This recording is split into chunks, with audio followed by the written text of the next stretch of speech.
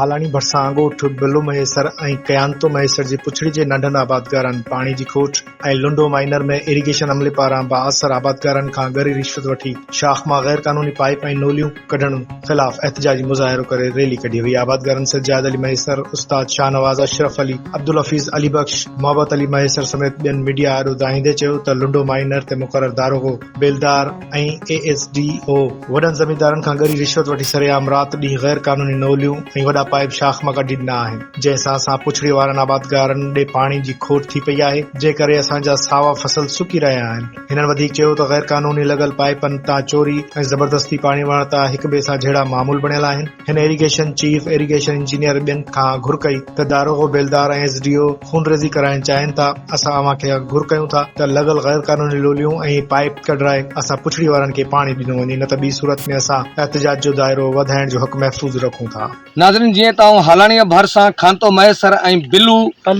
बल्लू महेसर में बीठो आहियां, जिथे लुंडो माइनर शाख में पाणीअ जी खोट आहे ऐं आबादगारनि पुछड़ीअ जे आबादगारनि एहतजाज कयो आहे। अचो त उन्हनि आबादगारनि सां मिलूं त उन्हनि जो वधीक छा चवणु आहे। अस्सलाम वालेकुम। असां गुल मेनर बल्लू महेसर ख्यात महेसर ते बीठा आहियूं शाख ते।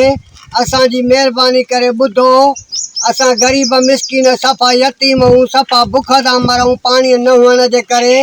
मथे ज़मींदार दारोगनि खे ऐं बेलदारनि खे रिश्वत ॾी नड़ा हणायूं वेठा आहिनि। असां मिसकिन उहे उते आहियूं, पाणी असां ॾे का शइ कान्हे का, असांजा बच्चा बुख था मरनि।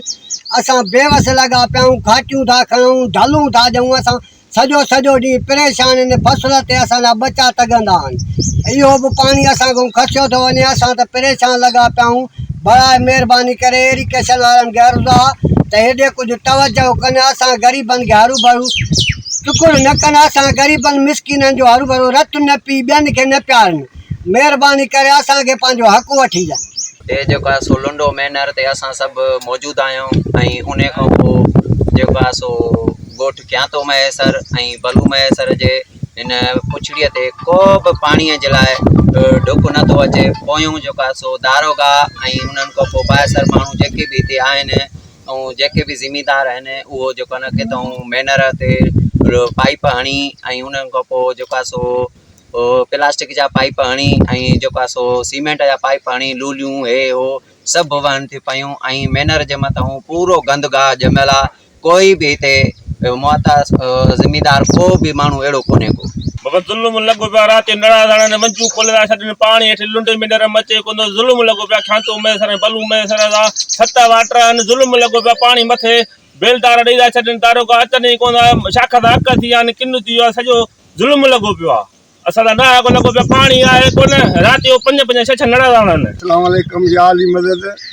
अर्ज़ु आहे त असां लुंडे मोरीअ ते बीठा आहियूं, लुंडे मैनर ते। असांखे को बि पाणीअ जो ढुक बि पहुते न आहे। दारोगा बेलदार कॾहिं बि लड़ी न आया आहिनि।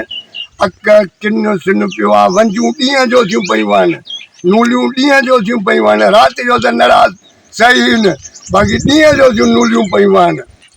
बिराए महिरबानी करे असांजो इरिगेशन वारनि खे अर्ज़ु आहे त महिरबानी करे असांजे शाख जो मुआइनो कनि ऐं आबादगारनि सां मिलनि, महिरबानी कंदा। नाज़रीन, जीअं तव्हां माइनर लुंडो माइनर जूं आबादगारनि जे पुछड़ी जे आबादगारनि जूं ॻाल्हियूं ॿुधियूं, उन्हनि जो इहो ई चवणु आहे त लुंडो माइनर जे पुछड़ीअ में पाणीअ जो हिकु टेपो बि नथो अचे, जंहिंजे करे असां इंतिहाई ॾुखी ऐं मुश्किल ज़िंदगी गुज़ारे रहिया आहियूं ऐं असांजा फसल तबाह थी रहिया आहिनि। दारोगो बेलदार ऐं मथियां ऑफिसर मथियनि बाअसर ज़मींदारनि खे पाणी ॾेई करे असां सां ज़ुल्म करे रहिया आहिनि। असां आला इख़्तियारनि खां इहा घुर था कयूं त महिरबानी करे लुंडो माइनर खे में पाणी छॾे करे असां पुछड़ीअ वारे आबादगारनि खे पाणी ॾिनो वञे। जी।